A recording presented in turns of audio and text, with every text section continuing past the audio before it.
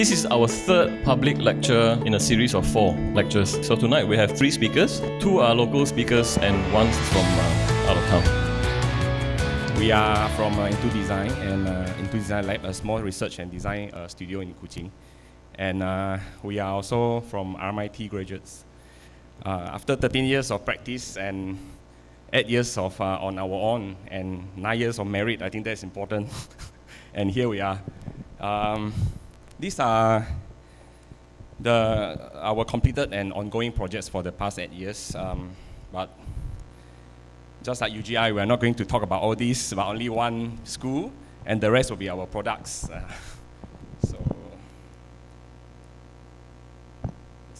So we begin our talk with the recently completed school project, which is the Eaton International School. This is a collaboration project with CL and all architects in KL, and which owned by our close friend. This project is a winning scheme from an invited school competition organized by Gamuda, the developer from West Malaysia. And the site is located at Kajang and is within a new residential development called the Jet Hills by Gamuda. And the school is actually part of the master plan to cater for the high-end community. And the project brief was to create an international institution image, but that image that reflects its educational principle, which is driven by creative educational teaching and learning process. These are by them. There are 3 programs of school within a school, so which are the preschool, primary, and secondary school. And at first we wanted to the 3 school of program to be interconnected through a circulation and spaces.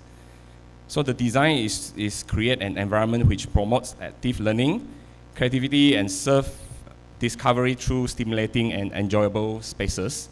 And 3 courtyards that link the school, 3 programs of school with the connecting circulation and spaces that form a spinal loop. It's actually in red, this one. The site is north-south oriented. The north is facing to the front. So this is a figure ground showing 3 academic blocks, which is this one. The existing platform level in red showing the entrance level, which is 2 meters, higher than the platform at the back here.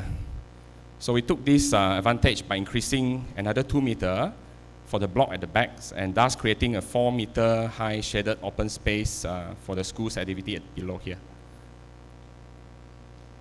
This diagram shows the central concourse area as a main circulation spine for all of the facilities. And the yellow shows the academic block with around 80 classrooms to be evenly distributed. And the green shows the activities area for the school, such as courtyard area, little green nook for discussion, sports leisure, and farming area at the back here, mostly for farming. And the greens are integrated with the academic blocks. And the diagram shows the placement of the preschool, the first block, in the form of interconnected spinal loop, which I will show you later. And this portion of the block was elevated. In fact, it's slightly higher than the ground. And it allows the connectivity from the courtyard to the farming area at the back. And then it continues to slope down to the front and connecting back, and that form a courtyard, the first courtyard for the preschool. And then it continues and connecting to a primary school block in blue. And the block was elevated, just like what I said just now, it's elevated here. And the courtyard was formed in the center. And it continued with a secondary school block that continued from the primary, and then it formed another courtyard. And the MPH block was placed along the loop. So this is a loop with a cafe that facing to the courtyard below, and the shaded games area at the rear lower ground, facing to the leisure swimming pool and the basketball court.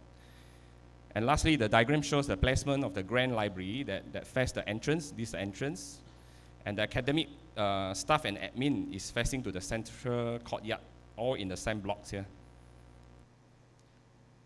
And this is an international school, so the corporate branding of the school was taken into account during our design process. And And in fact, the facade was formed with a continual horizontal band and to enhance the idea of the spinal loop as the main concept, and the school's identity was projected as part of the horizontal bands that stretch all over the academic block like this. As you can see, the Eaton thingy here.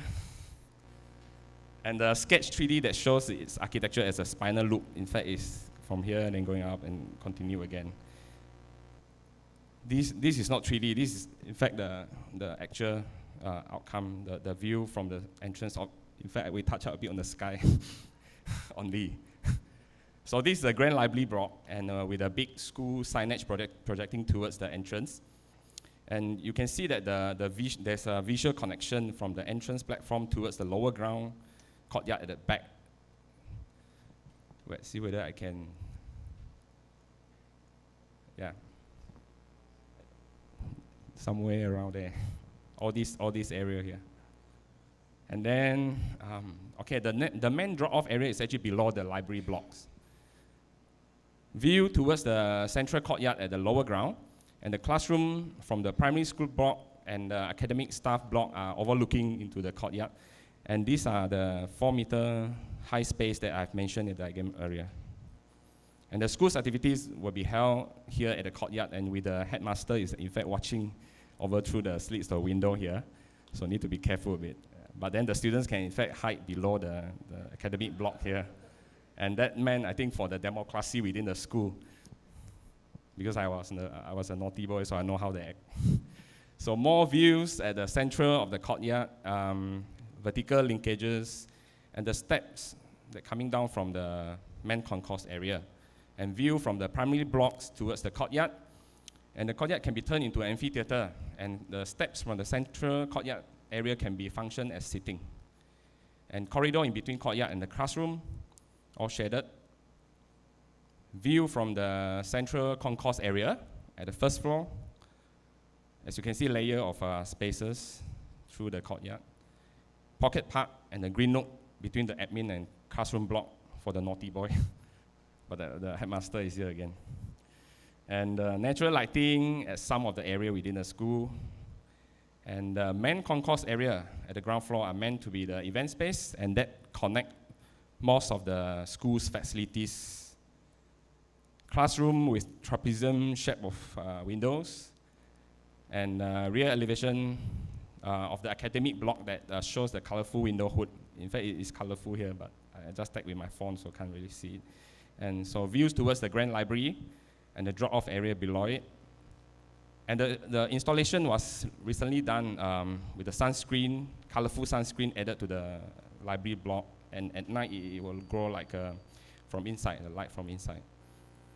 And overall, the school is not only focusing on creative learning as a main education core, but they utilize architectural design to showcase the image of the school as the school of the future, as you can see from their website.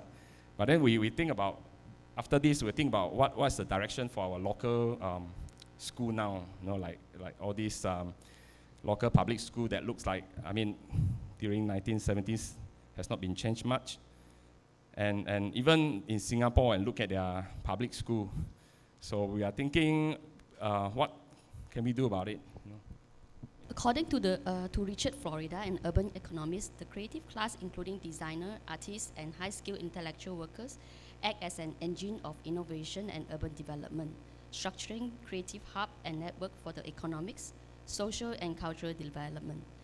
We know the importance of creative environment in nurturing young minds. Our kids will determine the future of the nation. One day, we came across an inspiring community project over the internet, the Little Free Library, founded by Todd Ball in US.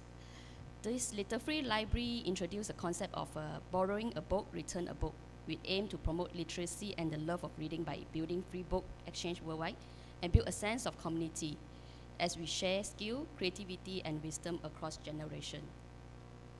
Therefore, together with ICA Picture Story House, we decided to initiate the community project to the local primary school and underprivileged community, with the objective to instill the interest of reading from early stage, continue reading habit, encourage book sharing among the children, build trust and social responsibility through creative learning.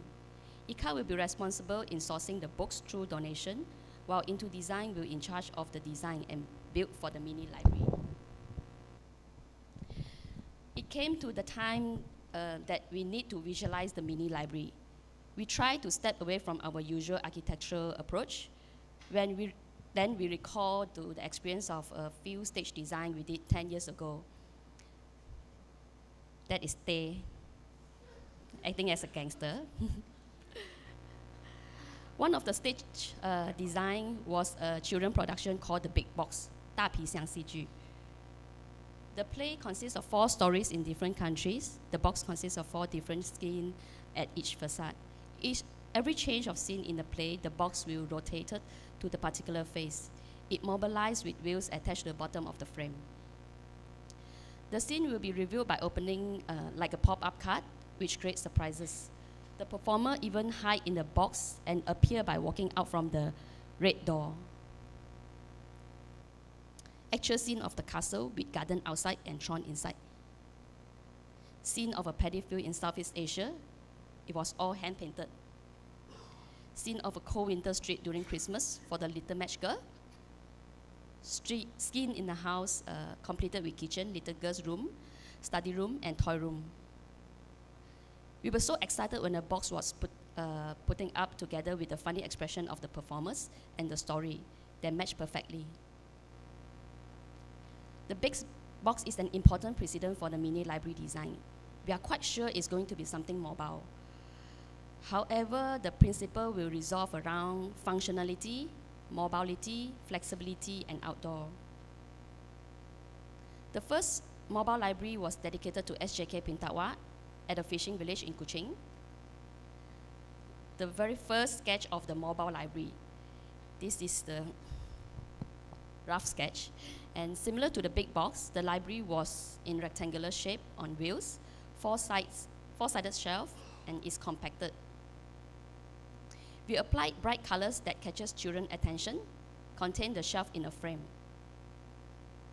Soon after, the design was revised to compromise between functionality elements and construction method. Some elements became low height furniture for the seating, randomly pulling in and out the shelf to create stimulating effect to children, and putting some flower pots to add value to the mobile library. The first mobile library was self-funded and partially constructed in-house by trainee. And on the installation day itself, we delivered it to the school in parts without knowing where to locate the library. Luckily, we did some study beforehand, and it can be anywhere except in the classroom. When the mobile library is placed at the corridor that serves as a passageway will transform into reading zone. Canteen as dining area will turn to outdoor library. Sport area will become outdoor storytelling area. Even the common space can be an outdoor classroom. In fact, it becomes a decentralized learning space. Children have unlimited potential. They are sensitive to the things around them. Flexibility and mobility provides unlimited possibilities, and imaginations will instill creativity in young minds. The mobile library too was dedicated to SJK Chonghua Batu 8.5 and a suburban school. We realized the mobile library is a place-making object, similar to how street vendor functions by its own and create character to the place. Few years back, students from our teaching studio had documented various prototypes of the street vendors in the old Satok Sunday market. When the street vendor is placed at the spot, an urban activity will be instantly created. People gather when the vendor is there. The street will be back to normal when the vendor is gone.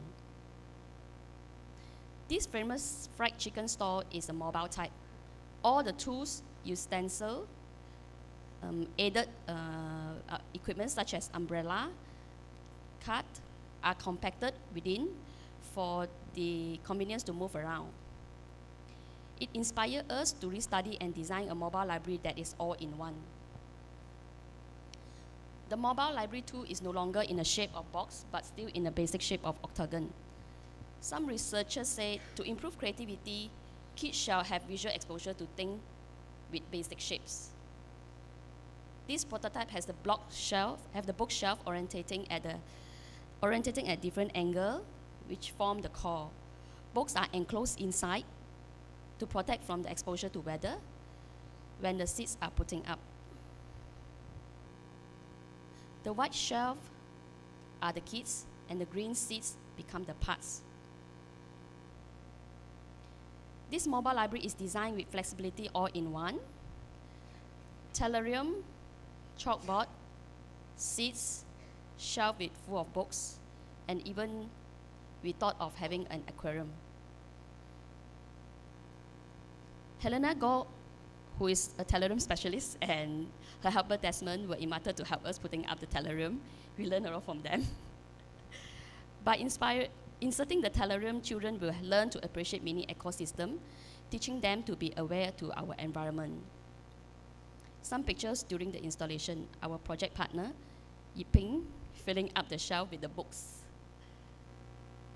The children are free to interpret and interact with the library through removing the seat, rearranging the seat with own configuration, reassemble back to the shelf. Our children always get the test try to the mobile library. These are my children. Again, we hope to encourage reading with fun activity, teaching the children to explore possibilities. The mobile library 3 was dedicated to SRB Chonghua Stampin, a small-scale school with less than 200 students. This project gained some publicity when our project partner Yiping starts to promote to other schools. After having all the fun experiments to the previous mobile library, we think it's a time to consider about the cost and efficiency so that more schools will be benefited from this. The material is minimalized and the design is simplified for the ease of transportation and assembly. The mobile library is now prefabricated in the factory and able to be transported to the school by car. Each tier are detachable and can be carried easily by one person. And this is there again. It is a multifunctional library with shelf and stool inserted at the bottom. Number of tiers can be increased by own choices. This is me.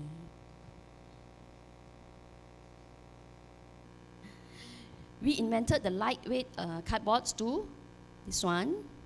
Although they are made in cardboard, they are safe to sit on and move around. The design stick to maintain the octagon shape, at the meantime achieving all-round shelf for ease of accessible to the books. This time we consider the way of displaying and arranging the books, as books with cover display are more attracted to the children. Children rush to the mobile library during recess time, creating an activity at the corridor. The headmaster is inspecting the product. In order to share the skill, creativity, and wisdom across generations, we aspire to continue to develop the mobile library project in the future. So not yet. Two more products. And a part of this mobile library, we also care about our classroom environment. So in conjunction with the 21st century skills, the children are expected to capture the skill of all these critical thinking, collaboration, communication, and creativity. So to achieve this, the 21st century classroom design is already widely in use. And look at how the creative classroom in other side of the world. And this one is in Singapore. In fact, all the public schools are updated, and these are in Sweden. And bear in mind that this 21st century learning has already been implemented in our primary school education system. But are we ready for it? Kind of thing. And this is the classroom type of, the type of classroom in Malaysia during 1960s. And this is the present classroom. And the most obvious things that has changed, I think, is only the blackboard to become a whiteboard and a bit of the projector. The rest the same. And I think we are questioning like how can the children be more creative, in this. So we are thinking to probably put a little bit of effort to revolutionize the classroom. We have this dream. And in other places, creative classroom is now getting rid. It's a serious thing of traditional school furniture for more innovative and creative pieces. such as the flexible table, sitting, flexible chair with interesting shapes and making it easier to reconfigure, adjustable height for different kind of usage. And is the typology of our traditional classroom is still relevant or not? No, can it be more creative and playful, a bit more naughty? These are the usual arrangement in our school. And no matter how we reconfigure the tables and chair, the classroom is still rigid and formal, which limiting the young minds for us. So what can we do? And then we look back into a photograph and we found that our kids, with a very simple set of material, just like slides, and it can change the rules and become an airport runway, or space shuttle landed on the moon, or the road barrier in the traffic games, and also the rescue boat during the rainy days, and even a base camp that can only be visualized by themselves. We don't know what it is. So children, they are born to be innovative, and a simple modular system is even better to trigger their imagination.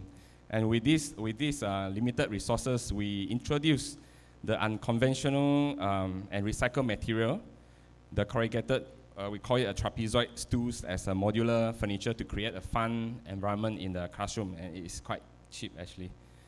And the left is our version of affordable creative classroom as opposed to the right, the luxury type. We think that if we think creatively, and creativity can be affordable. And after the installation of the mobile tree in the Chunghua Stampin, and we worked together with the school on their primary 1 school class to test the trapezoid stools in the classroom. And we distributed the stools invented by ourselves to test the reaction of the children by observing how they interact with them. And although the stools are just a basic form of object, but the children were eager to play with it, and they began to rearrange and the stool randomly in order to stack on each other, and as if playing with the blocks. As you can see, that's a small.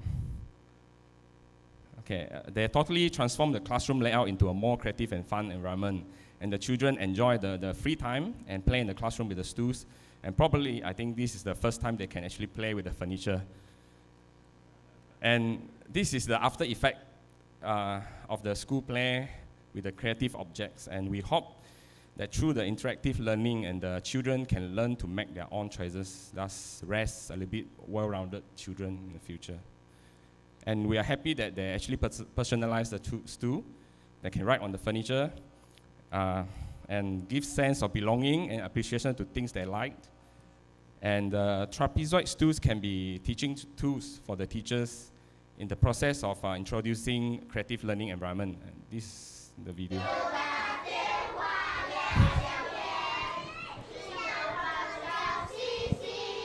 It's safe to sit, even I can sit on it.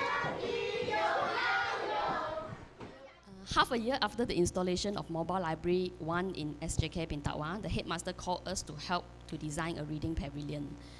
This project is fully sponsored by a parent of the student from the school who was inspired by the Mobile Library 1, voluntarily offered a donation to build a pavilion for storytelling program and outdoor learning.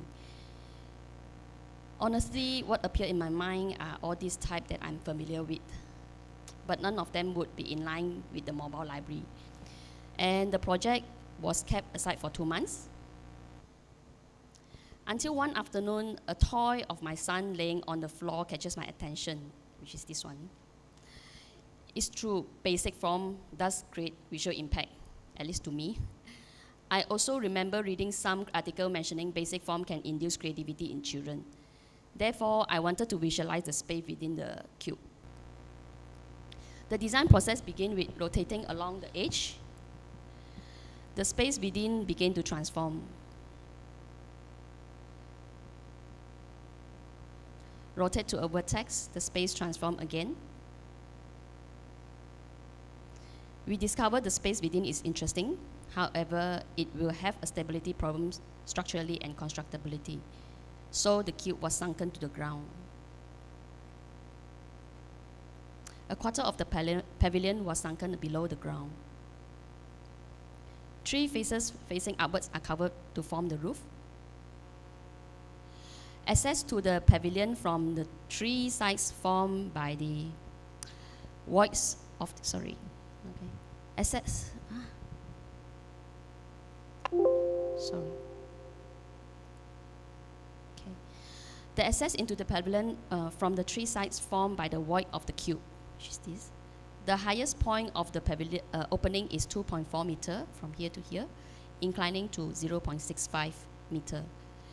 Viewing from the top of the vertex, the cube is actually an hexagon. In order to convince the headmaster and teacher, we adopted the mathematical solution method in presentation. Basic information of the cube, such as 12 edges, 6 faces, 8 vertices, are provided as an introduction to the concept.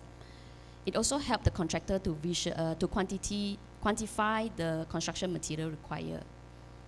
The proposal was approved right on the spot.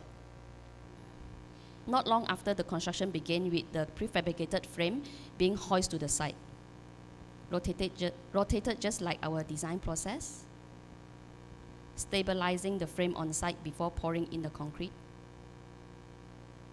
Contractor is from the community. The family members form the team, carrying the mission to help the school to build a better environment. When viewing from different angles, the cube seems to have different shapes and form. The changes are quite stimulating for the children to experience a real-size geometry form externally and internally, just like walking into their toys. To provide shadow casting to the maximum floor area in the morning till noon, the floor is slightly shifted to the west so that all the children will be shaded. Intentionally, the 3D cube is intersecting with the 2D cube, which is an optical illusion on the concrete floor. The pavilion is getting more meaningful when the teachers and children added their own touch to the landscape. They chose square and hexagon concrete pavers, probably because the design concept is slowly being visualized. Teachers, parents, students, and the community offer to clean up the surrounding upon completion. We hope that by influencing their participation in this project, we can nurture creativity in the children and self-development. Here's the video of how the children enjoying themselves in the pavilion.